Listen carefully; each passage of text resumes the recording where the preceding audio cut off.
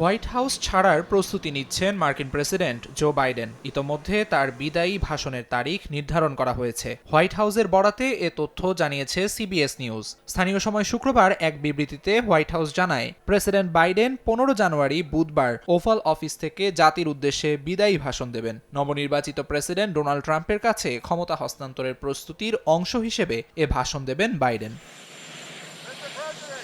এদিকে white house ছাড়ার মাত্র কয়েকদিন আগে নতুন করে রাশিয়ার জ্বালানি খাতের ওপর নিষেধাজ্ঞা জারি করেছেন বিদায়ী মার্কিন প্রেসিডেন্ট। মূলত ইউক্রেনকে সহায়তার অংশ হিসেবে জ্বালানি থেকে রাশিয়ার আয় কমাতেই এমন পদক্ষেপ বলে মনে করছেন বিশ্লেষকরা। মার্কিন অর্থ দফতর জানায়, 180টিরও বেশি জাহাজের পাশাপাশি রুশ জ্বালানি তেলের কোম্পানি গ্যাসপ্রম নেফট ও সারগুট নেফতে গ্যাসকে নিষেধাজ্ঞার অন্তর্ভুক্ত করা হয়েছে।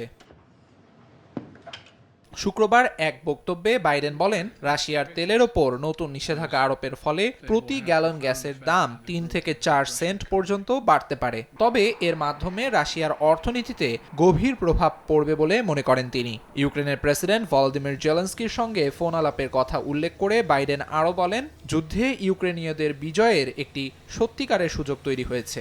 এছাড়া এই যুদ্ধ রাশিয়ার জন্য ব্যাপক ব্যয়বহুল হয়ে দাঁড়িয়েছে বলেও মনে করেন তিনি।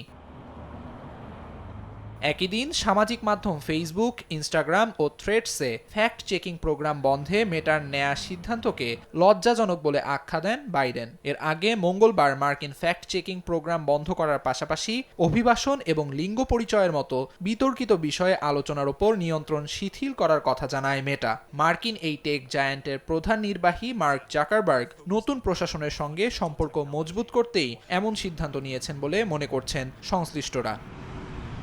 আমিরুল ইসলাম আলিফ, সময় সংবাদ।